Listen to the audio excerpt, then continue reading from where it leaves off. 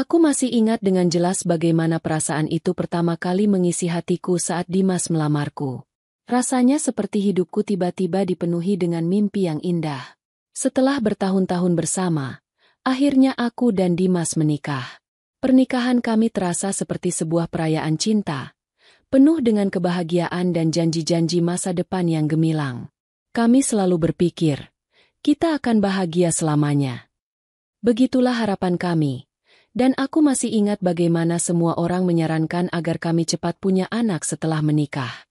Dimas dan aku sudah membayangkan hari-hari penuh tawa dengan anak-anak kecil yang berlarian di sekitar rumah. Kami sangat mencintai satu sama lain dan yakin bahwa tak ada yang bisa menghalangi kebahagiaan kami.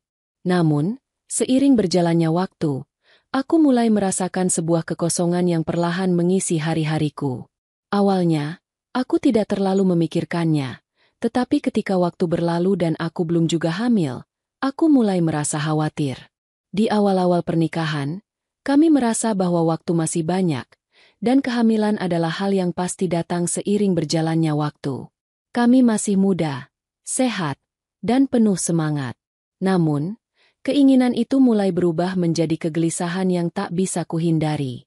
Setiap kali melihat teman-teman seumuran yang sudah mengumumkan kehamilan mereka, aku merasa seolah ada sesuatu yang hilang. Pertemuan keluarga seringkali berakhir dengan komentar-komentar mengenai anak-anak kecil yang lucu, sementara aku hanya bisa tersenyum dan berharap agar suatu saat giliran kami datang. Aku berusaha keras untuk tidak merasa cemas, tetapi semakin lama, perasaan itu semakin sulit untuk diabaikan. Dimas masih sangat sabar. Ia selalu meyakinkanku bahwa kita hanya perlu sedikit lebih banyak waktu, bahwa kami akan mendapatkan anak kami suatu hari nanti. Tapi semakin lama, semakin aku merasa seolah ada yang salah. Kami sudah berusaha berbagai cara, mengikuti saran dokter, mencoba berbagai pengobatan yang dianjurkan, tetapi tetap tidak ada hasil.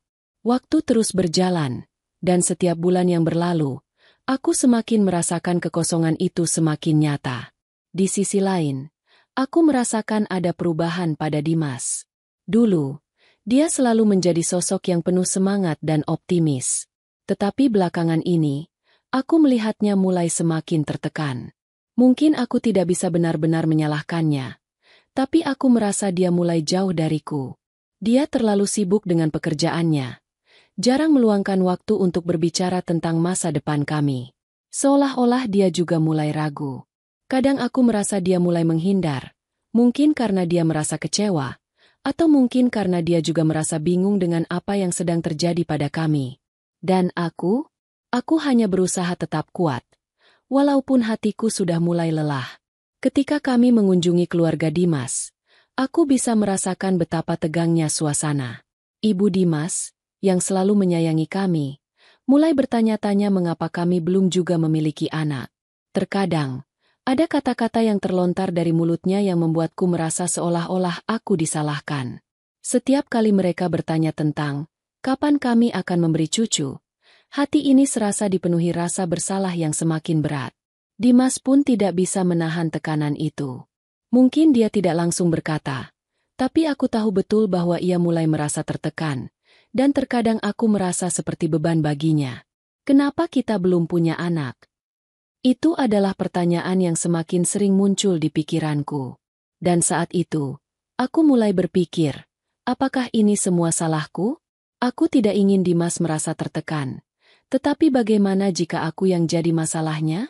Setiap kali mendengar komentar dari Ibu Dimas tentang cara-cara agar cepat hamil, hatiku semakin gundah. Aku merasa tidak tahu lagi apa yang harus kulakukan. Di satu sisi, aku merasa seperti sudah cukup berusaha, tetapi di sisi lain, aku merasa ada sesuatu yang lebih besar yang sedang menghalangi kami. Dimas akhirnya mengajakku untuk memeriksakan diri ke dokter. Aku merasa cemas, tapi juga tidak tahu harus berbuat apa. Ketika dokter mengatakan bahwa tidak ada masalah denganku, aku merasa lega, tetapi juga bingung. Apa yang salah? Kenapa aku belum hamil? Aku tahu Dimas juga mulai gelisah. Meskipun ia berusaha untuk tetap tenang. Ketika dokter kemudian mengatakan bahwa masalahnya bisa jadi ada pada Dimas, aku tidak tahu bagaimana harus merespons. Apa yang harus aku katakan? Aku tidak ingin Dimas merasa lebih buruk lagi, tetapi aku juga tidak bisa mengabaikan kenyataan itu. Dimas, dengan ego dan harga dirinya yang tinggi, tampaknya tidak siap untuk mendengarkan kenyataan tersebut. Dia menanggapi dengan sikap yang lebih tertutup dan enggan membahas masalah itu lebih lanjut. Mungkin dia merasa malu, atau merasa bahwa ini adalah kekurangan besar dalam dirinya. Aku bisa merasakannya.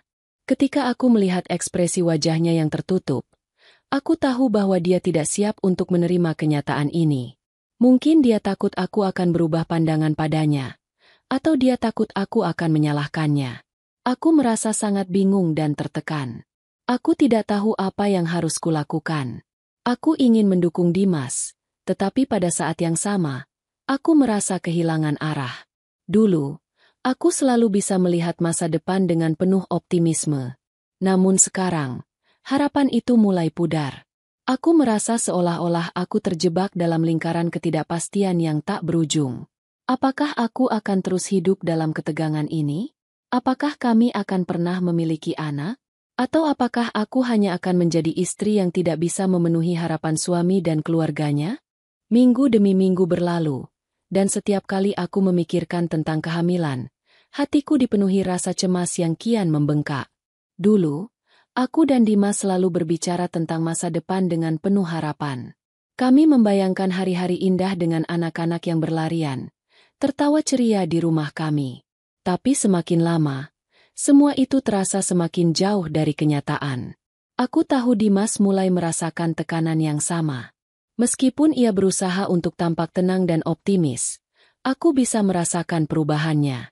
Setiap kali kami berbicara tentang anak, wajahnya menjadi sedikit cemas, dan ada keheningan yang tercipta di antara kami.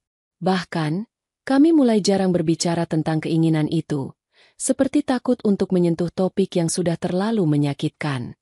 Namun, meskipun Dimas berusaha untuk tidak menunjukkan kekecewaannya, aku tahu bahwa dia mulai merasa frustrasi. Aku mulai melihatnya lebih sering keluar rumah, terlalu sibuk dengan pekerjaannya, dan tampaknya menjauh dari aku. Aku ingin berbicara dengannya, mengungkapkan segala kerisauanku, tetapi entah mengapa aku merasa takut untuk melakukannya.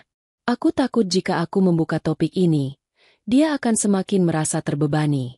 Namun di dalam diriku, aku tahu ada ketegangan yang tak bisa lagi diabaikan.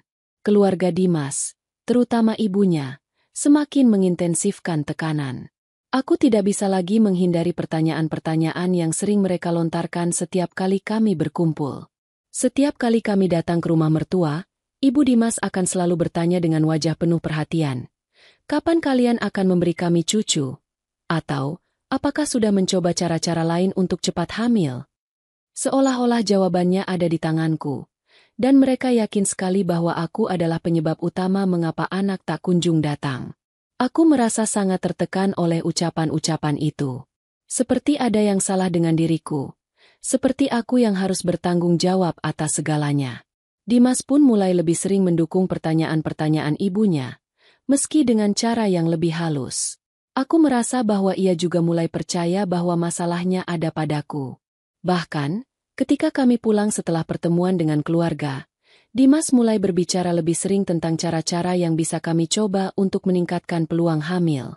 Ia mengusulkan agar aku menemui dokter spesialis lagi, atau mencoba pengobatan tradisional yang mungkin bisa membantu. Aku bisa merasakan betapa frustasinya dia, meskipun ia berusaha keras untuk tidak menunjukkannya.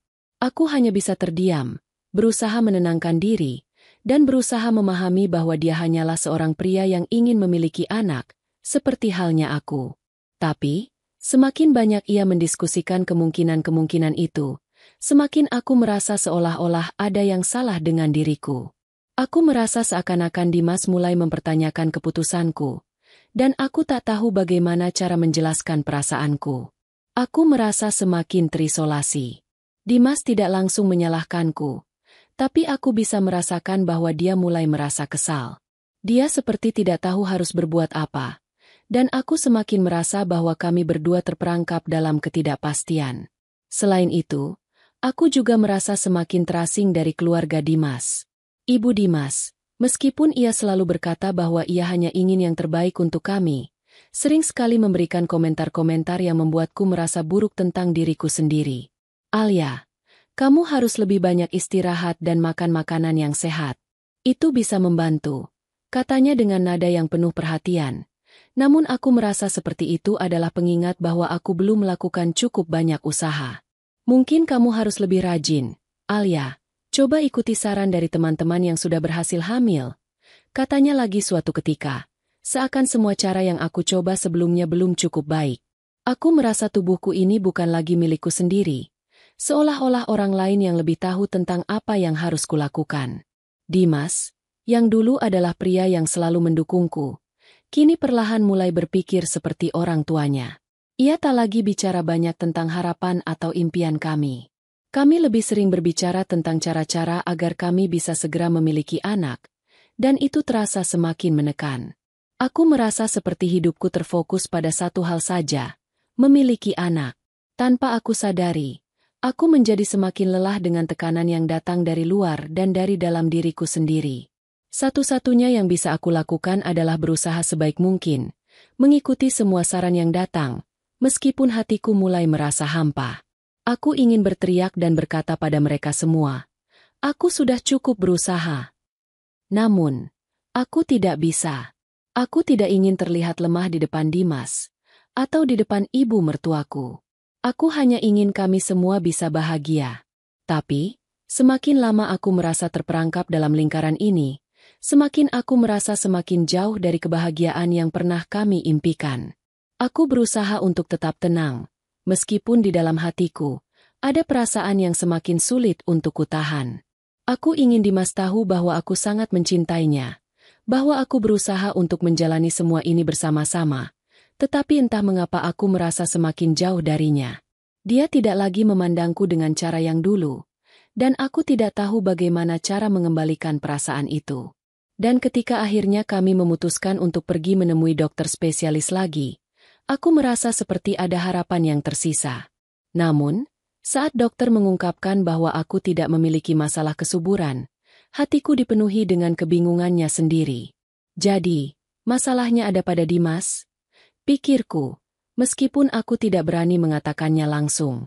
Aku merasa gelisah, cemas, dan takut jika Dimas merasa malu dengan hasil ini. Tapi, apa yang bisa aku lakukan? Aku ingin dia tahu bahwa aku selalu mendukungnya, apapun kenyataannya. Aku tidak tahu apa yang akan terjadi selanjutnya, tetapi yang aku tahu adalah bahwa perasaan kami berdua sudah sangat tertekan. Aku ingin kembali ke masa-masa ketika kami bisa tertawa bersama tanpa beban. Namun, saat itu rasanya semakin sulit tercapai.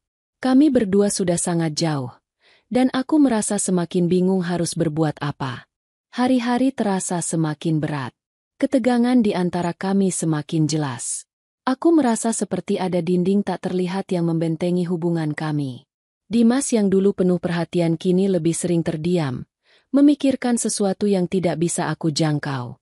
Setiap kali aku mencoba berbicara dengannya, rasanya kata-kata kami tidak pernah sampai ke satu titik yang benar-benar bisa membuat kami merasa lebih baik. Kami berbicara tentang banyak hal, tapi tidak tentang masalah terbesar yang menggelayuti hati kami, kehamilan yang tak kunjung datang. Suatu malam, setelah lama tak berbicara dengan serius tentang masalah kami, Dimas duduk di depan aku dengan ekspresi yang sangat berbeda. Wajahnya terlihat tegang, seolah ada sesuatu yang sangat penting yang harus dia sampaikan, tetapi dia tak tahu bagaimana memulainya. Aku menatapnya dengan cemas, merasa ada yang tidak beres. Dia menarik napas panjang, kemudian menghadapku dengan tatapan yang sulit aku baca. Alia, katanya pelan. Aku pikir kita harus mulai mempertimbangkan pilihan lain. Aku tidak bisa terus begini. Aku merasa kita sudah berusaha sebaik mungkin, tapi kita tak juga mendapatkan hasil. Suaranya berat dan dipenuhi kecemasan yang membuat hatiku terhimpit. Aku diam, menatapnya dengan bingung, tidak yakin apa yang dimaksud dengan kata-katanya. Ada ketakutan yang mulai merayap dalam diriku, sebuah firasat buruk yang datang begitu saja, tanpa bisa aku cegah. Apa maksudmu? Tanyaku, meskipun aku sudah mulai bisa menebak jawabannya. Dimas menundukkan kepala, kemudian melanjutkan. Aku rasa, Sudah saatnya kita memikirkan kembali hubungan ini. Jika aku dan kamu tidak bisa memberi keluarga ini anak, mungkin ini bukan takdir kita. Kata-katanya seperti pisau yang menghujam langsung ke hatiku. Perceraian? Bagaimana bisa? Aku merasa dunia seakan runtuh seketika. Aku memandangi Dimas dengan mata yang mulai terasa panas, seperti ada air mata yang terperangkap di mataku, tetapi aku berusaha keras untuk menahannya. Aku ingin dia menjelaskan lebih lanjut, tapi setiap kata yang keluar dari mulutnya hanya semakin mengonfirmasi perasaan terluka yang semakin dalam. Jadi, kamu mau bercerai? Tanyaku, mencoba untuk tetap tenang meskipun suaraku mulai bergetar. Dimas terdiam sejenak, lalu mengangguk pelan. Aku rasa ini adalah yang terbaik untuk kita berdua. Kita sudah mencoba, Alia, tapi tidak ada jalan keluar. Aku tidak bisa terus hidup seperti ini, dan aku yakin kamu juga begitu. Suaranya terkesan datar, seolah-olah dia sudah memutuskan segalanya dalam pikirannya. Meskipun aku bisa merasakan ketidakpastian yang masih menghinggapinya. Aku merasa seolah dunia ini begitu sempit. Kenapa? Kenapa semua ini terjadi? Rasanya aku seperti terperangkap dalam sebuah mimpi buruk yang tak bisa aku bangunkan. Aku mulai berbicara, mencoba menjelaskan, mencoba mempertanyakan keputusan yang baru saja diambil oleh Dimas. Apakah kamu benar-benar yakin, Dimas? Apa kita sudah mencoba semua cara? Bukankah kita bisa tetap berjuang bersama? Aku sangat mencintaimu. Aku berusaha berbicara dengan penuh perasaan, tetapi kata-kataku terasa sia-sia. Semua yang kuucapkan tidak bisa mengubah keputusannya. Dimas menundukkan kepalanya lagi, dan aku bisa melihat matanya yang mulai dipenuhi air mata. Aku tidak bisa terus menekan diriku. Alia, katanya pelan. Kamu juga tidak bisa terus merasa seperti ini. Semua orang menilai kita, dan aku tidak bisa hidup dalam tekanan ini lagi. Aku merasa tubuhku melemas, dan semua kekuatan yang selama ini aku coba pertahankan tiba-tiba lenyap. Aku merasa lelah. Lelah dengan perasaan tidak pasti, lelah dengan semua penilaian dari luar, lelah dengan pertanyaan-pertanyaan yang tak pernah berhenti datang. Tapi yang paling aku rasakan adalah rasa sakit yang mendalam. Mengapa keputusan ini harus datang dari Dimas? Mengapa kami harus berpisah hanya karena kami tidak bisa memiliki anak? Aku merasa begitu tidak adil. Aku merasa terhianati oleh perasaan yang pernah aku banggakan sebagai cinta yang tulus. Dimas tidak memberi ruang bagi aku untuk memprotes lebih lanjut. Dia sudah memutuskan, dan aku tahu bahwa tidak ada kata-kata yang bisa mengubahnya. Aku hanya bisa terdiam dan menatapnya, seolah mencoba mencari jawaban atas perasaan yang begitu hancur ini. Tidak ada kata-kata penyesalan dari dirinya. Tidak ada penjelasan lebih lanjut. Yang ada hanya keputusan yang begitu tegas. Perceraian. Hari-hari setelah itu berlalu dalam kesunyian yang mematikan. Aku merasakan seolah-olah aku kehilangan separuh diriku, bahkan lebih. Dimas sudah meninggalkanku. Dan meskipun dia masih berusaha menjaga hubungan baik untuk sementara, aku bisa merasakan betapa jauh jarak yang kini memisahkan kami. Mertua juga tak memberi ruang bagiku untuk melawan. Mereka sudah menerima keputusan ini dan tampaknya mereka juga berpikir bahwa aku adalah penyebabnya. Di mata mereka, aku adalah seorang istri yang gagal memenuhi harapan besar keluarga. Aku merasa semakin terasing. Hari-hari berlalu tanpa aku tahu harus bagaimana melanjutkan hidupku. Keputusan Dimas ini begitu menyakitkan. Namun aku tahu bahwa aku tidak bisa kembali. Aku merasa seperti aku telah diberikan jalan keluar dari sebuah hubungan yang penuh dengan harapan palsu. Aku memikirkan masa depan yang tak pasti, dan aku merasa semakin kesepian, meskipun aku sudah tahu bahwa aku harus menjalani hidup ini sendirian. Tapi, meskipun hati ini begitu terluka, aku tahu satu hal, aku harus mencoba untuk melanjutkan hidup. Aku harus mencoba untuk menemukan kebahagiaan, meski tak ada lagi Dimas di sisiku. Hari-hari setelah perceraian itu berjalan dengan lambat. Setiap pagi aku bangun, mencoba untuk mengumpulkan sisa-sisa keberanian yang masih ada, dan mencoba untuk merangkai hidup kembali. Namun, meskipun aku berusaha untuk move on, bayangan Dimas selalu ada. Keputusan yang dia ambil begitu tajam dan menghancurkan, meninggalkan jejak yang dalam-dalam hatiku. Aku tidak pernah membayangkan bahwa pernikahan kami akan berakhir seperti ini. Dulu, kami berdua memiliki mimpi yang sama, dan kini mimpi itu tinggal kenangan. Aku menghabiskan beberapa bulan pertama dalam kebingunganku, berusaha menemukan kembali diriku. Namun, seiring berjalannya waktu, aku mulai menyadari bahwa hidup harus terus berjalan, meskipun aku tidak tahu bagaimana cara untuk menghadapinya tanpa Dimas. Aku mulai berfokus pada pekerjaanku, berusaha mengalihkan pikiranku dari segala yang mengingatkanku pada masa lalu yang kelam. Aku memutuskan untuk lebih banyak menghabiskan waktu dengan teman-teman, mencoba menghidupkan kembali semangatku yang pernah redup. Namun, tak lama setelah perceraian itu, aku mendengar kabar yang membuat hatiku kembali terasa sesak. Kabar itu datang dari seorang teman yang tidak terlalu dekat, tapi cukup tahu tentang kehidupan Dimas setelah kami berpisah. Temanku itu, dengan cemas dan sedikit terbata-bata, mengatakan bahwa Dimas telah menikah lagi.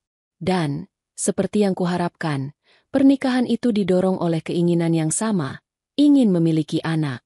Seketika itu juga, perasaan kesedihan yang sempat aku coba sembunyikan kembali muncul begitu saja. Aku merasa cemas, tidak tahu harus bagaimana meresponnya.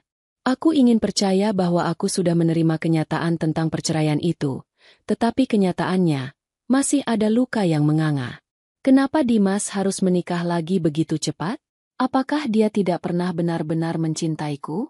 Atau apakah aku hanya sebuah beban dalam hidupnya yang kini sudah dia singkirkan begitu saja? Aku mencoba untuk menenangkan diri dan menerima kenyataan itu.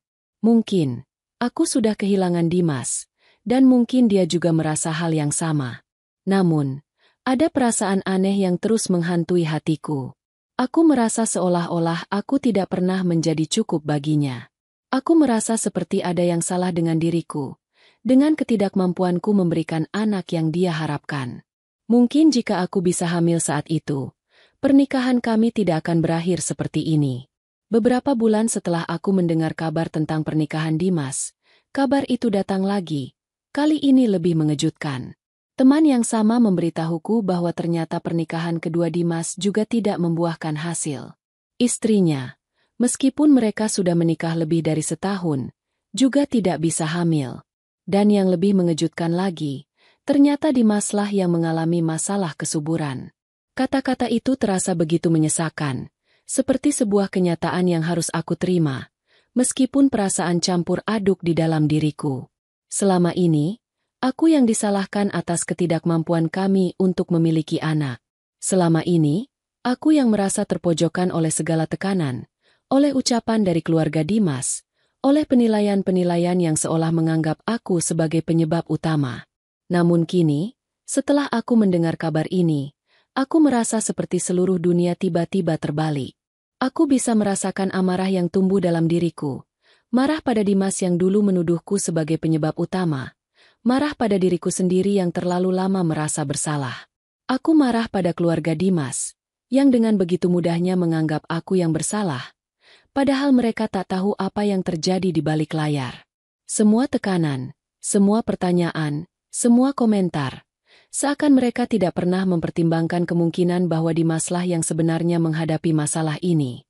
Di satu sisi, ada perasaan lega yang datang begitu saja.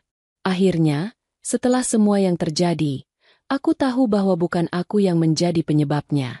Aku bukan orang yang membuat pernikahan kami berakhir. Namun, di sisi lain, ada perasaan yang lebih sulit untuk dijelaskan. Perasaan terluka dan kecewa karena Dimas memilih untuk tidak mencari tahu lebih dulu sebelum menghakimiku. Sebelum dia memilih untuk meninggalkanku, dia tidak pernah mencari tahu kondisi dirinya dengan jujur.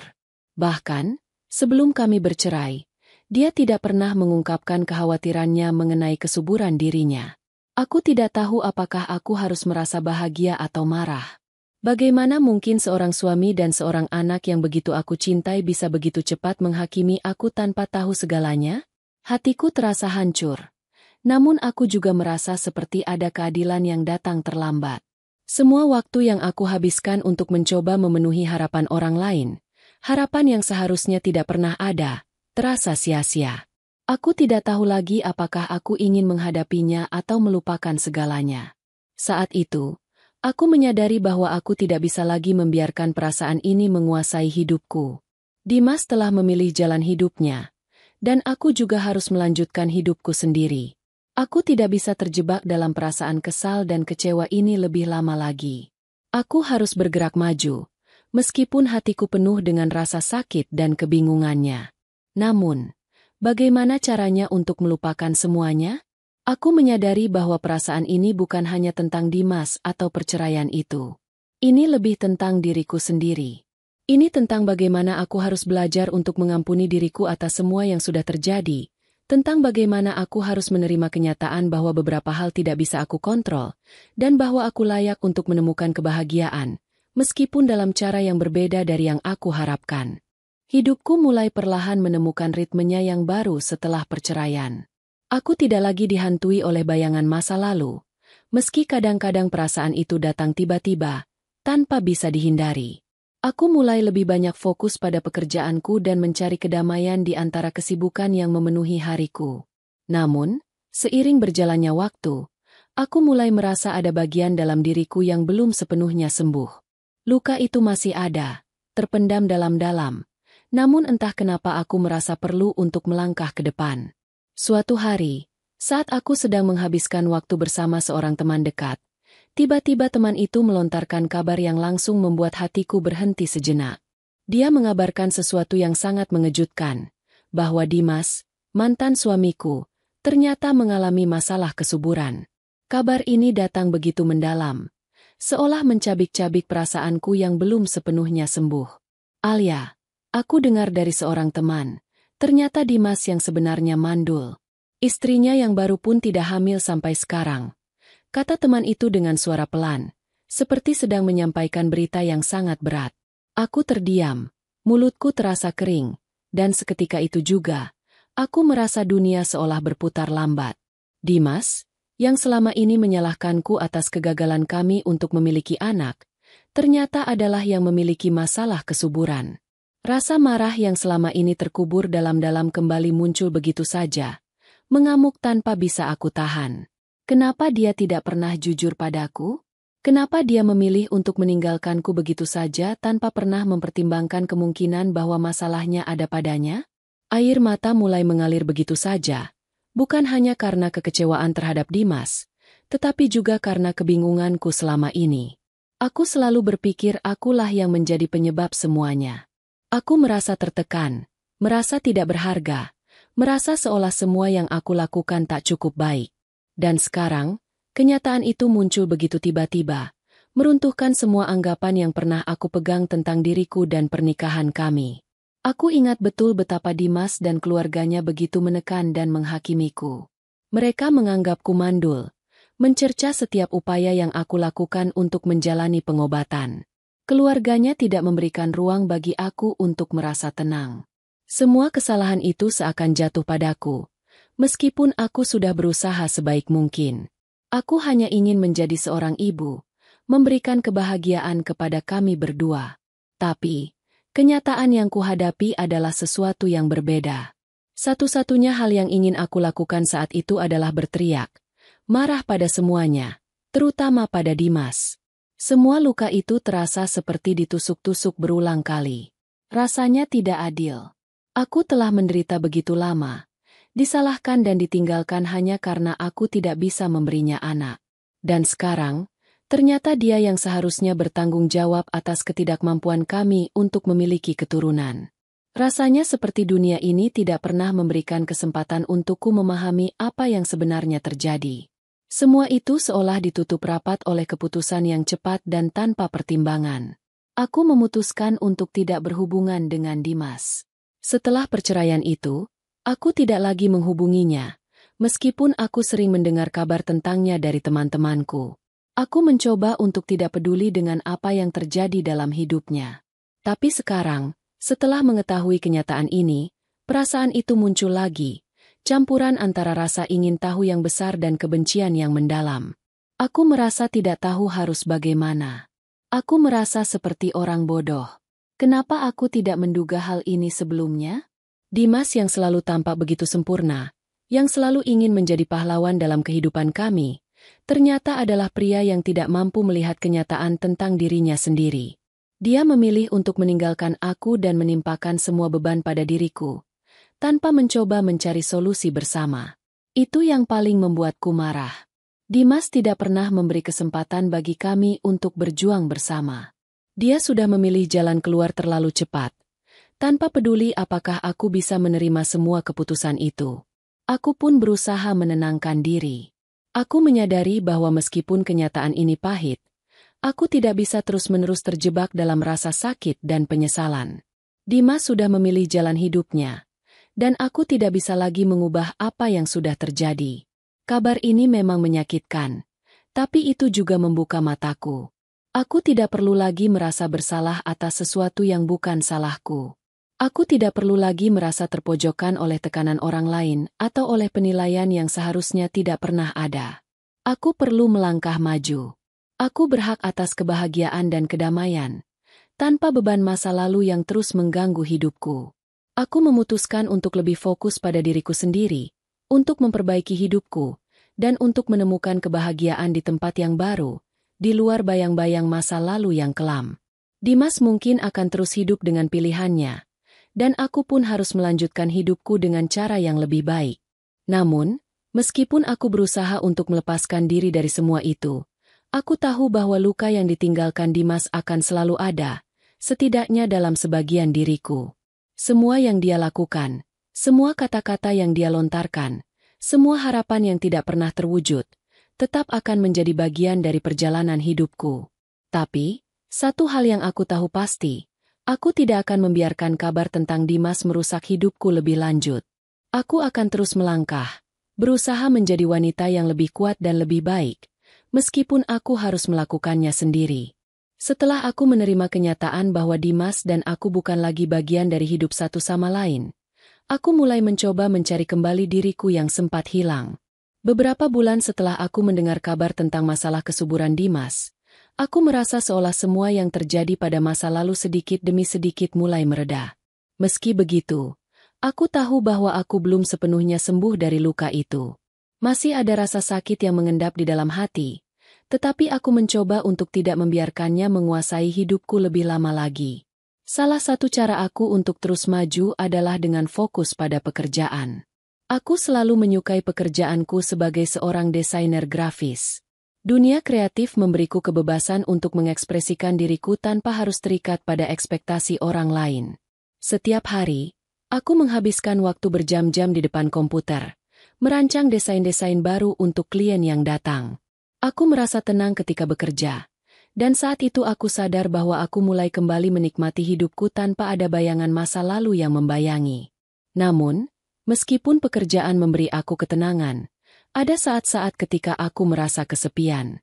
Aku sudah lama tidak merasakan cinta atau perhatian dari seseorang yang bisa membuatku merasa dihargai dan dicintai. Aku mulai merasa bahwa, meskipun aku telah menjalani hidup sebagai seorang wanita yang mandiri dan kuat, ada sesuatu yang hilang dalam hidupku, hubungan yang penuh cinta dan kasih sayang. Hingga suatu hari, di tengah rutinitasku yang padat, aku bertemu dengan seorang pria yang berbeda. Namanya Arga.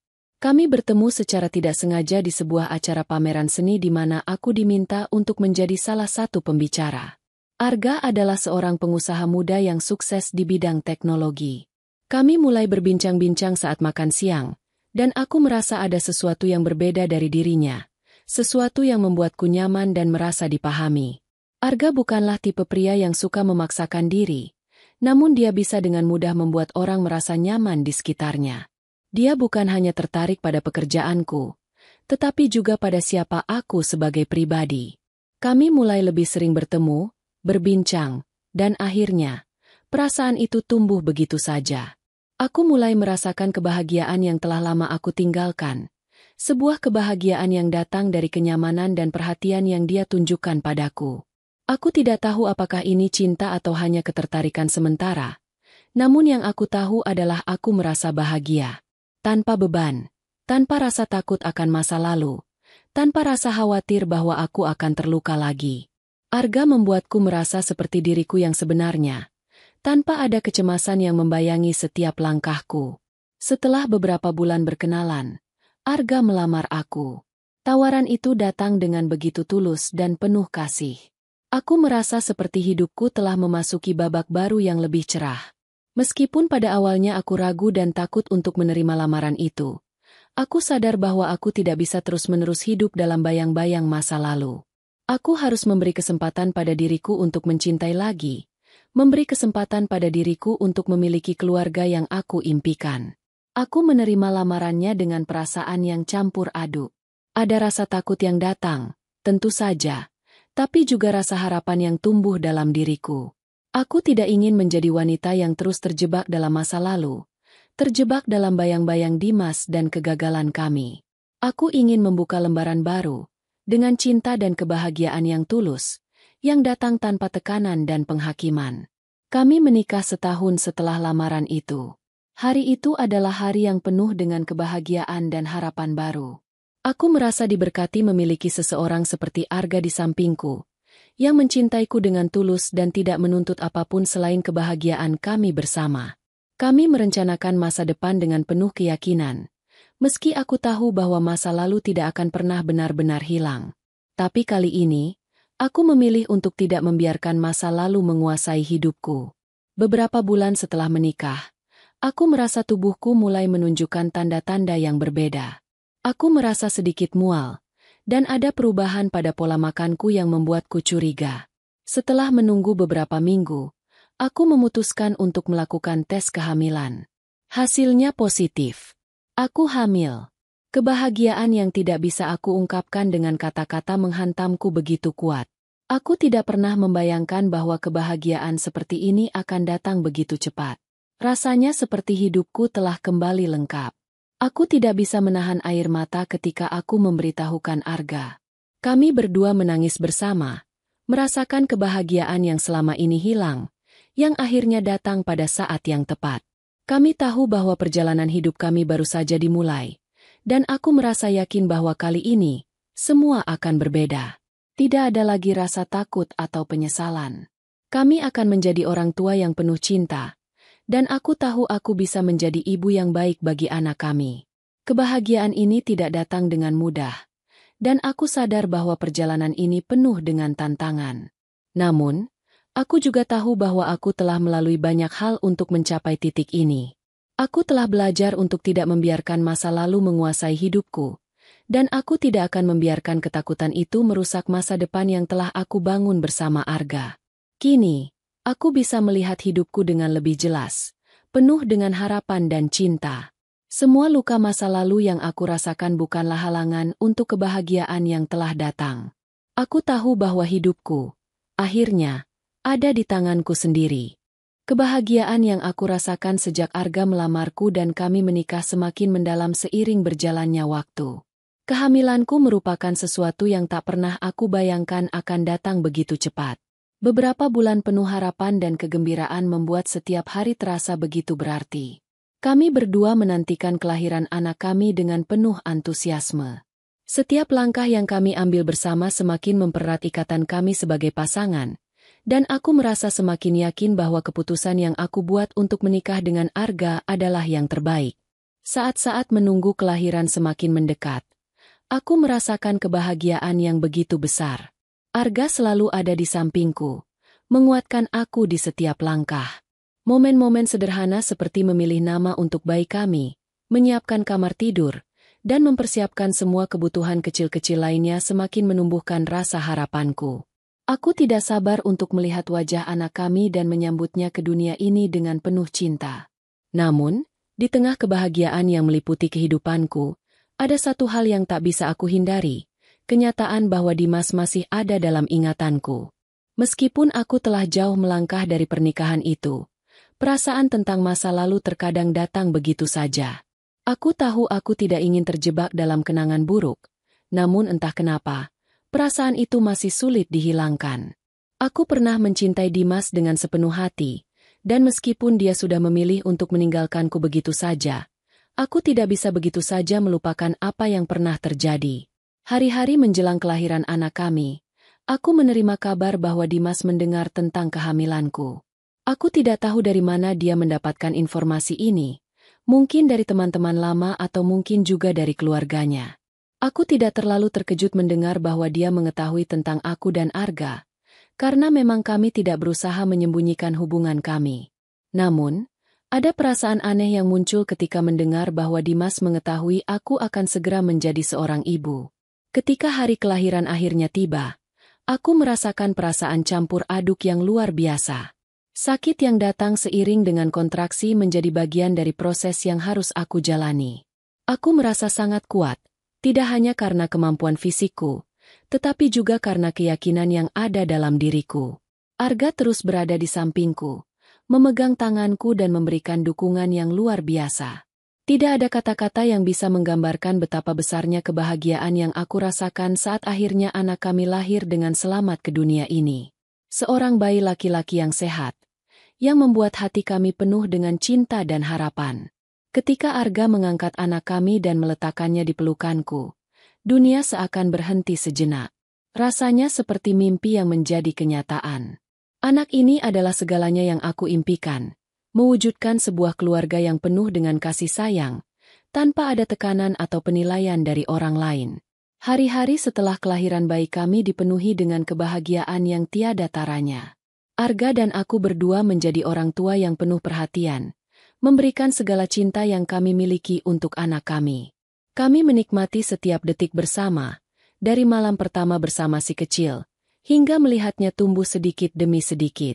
Setiap senyuman bayi kami adalah anugerah yang sangat berarti, lebih dari yang bisa diungkapkan kata-kata. Namun, di balik kebahagiaan ini, aku mendengar kabar lain. Dimas dan istrinya yang baru ternyata masih belum berhasil memiliki anak. Mereka berjuang dengan masalah kesuburan yang sama, meskipun sudah menikah bertahun-tahun. Aku tidak tahu apakah itu kabar yang sengaja aku dengar atau kebetulan saja, tapi aku merasa tidak ada emosi lagi yang bisa aku rasakan selain rasa kasihan dan sedikit rasa kecewa terhadap Dimas. Mungkin ini adalah cara semesta memberi pelajaran kepada semua pihak, bahwa hidup bukan tentang siapa yang benar atau siapa yang salah, tetapi tentang bagaimana kita bisa bertanggung jawab atas keputusan kita dan berusaha menjadi yang terbaik. Aku tidak tahu apakah Dimas pernah merasa menyesal atas keputusan yang dia ambil dalam pernikahan kami. Aku tidak tahu apakah dia pernah merasa bahwa ia membuat kesalahan besar dengan menuduhku yang mandul, padahal kenyataannya dia yang menghadapinya. Aku tidak tahu, dan pada titik ini, aku tidak peduli lagi. Rasa sesal atau penyesalan tidak akan mengubah apapun. Aku tidak pernah mengharapkan permintaan maaf dari Dimas, karena aku sudah memaafkan diriku sendiri. Aku sudah memberi kesempatan untuk hidupku yang baru. Ketika aku menggendong anak kami, aku merasa bahwa inilah saatnya untuk menutup bab lama dan membuka yang baru. Aku merasa benar-benar bebas dari beban masa lalu. Anak ini adalah bukti dari cinta yang tulus dan perjuangan untuk membangun hidup baru. Ini adalah pembuktian bahwa tidak ada yang sia-sia dalam hidup, bahkan jika hidup itu pernah dihancurkan oleh orang yang kita cintai. Aku melihat dunia dengan lebih jelas sekarang, dengan keyakinan bahwa hidup ini penuh dengan kesempatan dan keajaiban, bahkan setelah kegagalan yang sangat besar. Aku tidak lagi terikat pada masa lalu, dan aku tidak akan membiarkan masa lalu merusak kebahagiaanku yang kini. Dengan Arga di sampingku dan anak kami yang kini ada di pelukanku, aku merasa dunia ini penuh dengan potensi, harapan, dan kebahagiaan yang tak terbatas. Waktu berjalan begitu cepat, dan aku tak pernah menyangka bahwa perjalanan hidupku akan berakhir dengan kebahagiaan yang tak terduga. Setelah bertahun-tahun melalui begitu banyak cobaan dan luka, akhirnya aku merasa benar-benar damai. Kini, aku memiliki keluarga kecil yang sempurna, sebuah rumah yang penuh dengan tawa, dan cinta yang begitu tulus. Tidak ada lagi tekanan atau kecemasan tentang masa lalu. Aku merasa bahwa aku telah menemukan tempatku yang sejati. Menjadi seorang ibu memberiku kebahagiaan yang tak terhingga. Setiap pagi aku terbangun dengan senyuman melihat anak laki-lakiku yang sehat dan ceria, yang sekarang sudah mulai belajar berjalan dan berbicara. Setiap langkahnya, setiap kata pertama yang ia ucapkan, adalah momen yang begitu berharga. Arga dan aku merayakan setiap pencapaiannya, dari pertama kali ia tersenyum, hingga langkah kecil pertama yang ia ambil. Anak kami adalah segalanya bagi kami. Kehidupan baru yang aku bangun dengan Arga sangat jauh berbeda dari apa yang pernah aku bayangkan sebelumnya. Rumah kami dipenuhi dengan kebahagiaan, kasih sayang, dan harapan. Arga adalah suami yang sangat penyayang, dan ia telah menunjukkan betapa besar cintanya padaku dan anak kami. Dia selalu ada untuk kami berdua, memberikan perhatian yang tulus, dan menjadi sosok ayah yang luar biasa bagi anak kami. Aku tidak pernah merasa sendirian lagi, dan itu adalah perasaan yang sangat luar biasa. Kadang, saat malam tiba dan aku duduk di ruang tamu bersama Arga, anak kami tertidur di pelukanku, aku teringat kembali pada masa lalu. Aku tidak bisa sepenuhnya menghapus kenangan itu, tetapi kini kenangan itu tidak lagi menyakitkan. Aku telah belajar untuk melepaskannya dan memaafkan diriku sendiri. Aku telah belajar untuk tidak membiarkan kesalahan orang lain merusak kebahagiaanku. Masa lalu adalah bagian dari perjalanan hidup yang membentuk siapa aku sekarang, tetapi itu tidak menentukan siapa aku di masa depan. Aku tahu bahwa Dimas masih ada di luar sana, dan meskipun aku tidak tahu apa yang terjadi dalam hidupnya, aku tidak merasa ada kebutuhan lagi untuk mencari tahu. Aku telah menerima kenyataan bahwa dia adalah bagian dari masa lalu yang tidak bisa aku ubah. Aku tidak lagi merasa marah atau kecewa. Dulu, aku pernah berharap untuk mendapatkan keadilan, untuk melihat dia menyesal atas keputusan yang dia buat. Namun, sekarang aku menyadari bahwa keadilan yang aku cari tidak akan datang dengan cara seperti itu. Keputusan Dimas untuk menceraikan aku karena tuduhan mandul bukanlah hal yang bisa diubah, dan aku tidak bisa terus memikirkannya. Yang terpenting sekarang adalah kebahagiaan kami, kebahagiaan yang aku dan Arga bangun bersama. Kami telah melewati begitu banyak hal bersama, dan kami berdua tahu bahwa kami adalah pasangan yang tepat satu sama lain. Kami tidak membutuhkan orang lain untuk menentukan apakah kami berhasil atau gagal. Kami hanya membutuhkan satu sama lain untuk terus maju dan berkembang bersama. Aku juga sering memikirkan keluargaku, terutama ibuku, yang selalu mendukungku meskipun aku tahu dia sangat kecewa dengan perpisahanku dengan Dimas. Ibu selalu ada untukku, memberikan cinta dan dukungan tanpa syarat. Aku bersyukur memiliki ibu yang selalu mengingatkan aku tentang pentingnya mencintai diri sendiri dan tidak membiarkan orang lain mendefinisikan kebahagiaanku. Kini, aku merasa bahwa aku telah menemukan kedamaian yang sejati. Tidak ada lagi rasa bersalah, tidak ada lagi perasaan dihukum atau ditinggalkan. Aku tahu bahwa aku telah melakukan yang terbaik dengan apa yang aku miliki. Dan meskipun perjalanan hidupku tidak selalu mudah, aku telah sampai di tempat yang tepat. Arga dan anak kami adalah bukti dari perjalanan itu. Dan aku tidak bisa lebih bahagia lagi. Aku merasa bebas. Bebas dari masa lalu. Bebas dari penilaian orang lain. Bebas untuk menjadi diriku yang sebenarnya. Setiap hari yang aku jalani sekarang adalah kesempatan untuk menciptakan kenangan baru yang lebih indah. Aku tahu bahwa masa depan kami penuh dengan kemungkinan, dan aku siap untuk menjalaninya bersama orang yang aku cintai. Dengan setiap langkah yang aku ambil, aku merasa lebih kuat. Aku telah belajar untuk tidak takut lagi, baik pada masa depan maupun pada kenyataan bahwa hidup ini penuh dengan ketidakpastian. Yang terpenting adalah bagaimana kita menjalani hidup dengan hati yang penuh kasih, dengan tekad untuk terus maju dan berkembang, dan dengan keyakinan bahwa kebahagiaan akan datang pada waktu yang tepat. Ketika aku melihat anak kami tertidur dengan damai di pelukanku, aku tahu bahwa aku telah menemukan kedamaian sejati.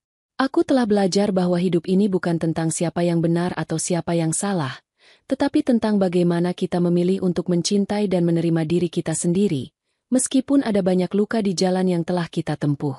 Kehidupan baru ini adalah hadiah. Hadiah yang aku dapatkan setelah melalui banyak penderitaan. Aku tidak akan pernah mengambilnya begitu saja. Ini adalah waktuku untuk menikmati setiap momen, untuk menjadi ibu yang penuh kasih dan istri yang setia. Ini adalah waktuku untuk merayakan hidup, untuk mencintai diri sendiri, dan untuk berterima kasih atas setiap kebahagiaan yang aku miliki sekarang. Terima kasih sudah mengikuti perjalanan cerita ini dari awal hingga akhir. Dalam setiap kisah, ada pelajaran yang bisa kita ambil. Seperti yang kita lihat dalam perjalanan hidup Alia, hidup tidak selalu berjalan mulus, tetapi kita selalu memiliki pilihan untuk bangkit dan mencari kebahagiaan.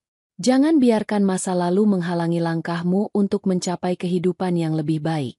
Percaya pada dirimu sendiri, hadapi tantangan dengan kepala tegak, dan selalu ingat bahwa kebahagiaan sejati datang dari dalam diri kita sendiri.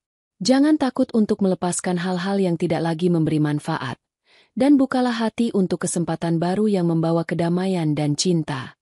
Jika kamu menikmati cerita ini dan merasa terinspirasi, jangan lupa untuk like, komen, dan subscribe. Dukung kami agar kami bisa terus membuat cerita-cerita menarik lainnya yang bisa memberi pelajaran dan inspirasi bagi banyak orang. Kami sangat menghargai dukungan kalian. Terima kasih sudah bergabung dalam perjalanan ini. Semoga hari-harimu penuh kebahagiaan dan kedamaian. Sampai jumpa di cerita berikutnya.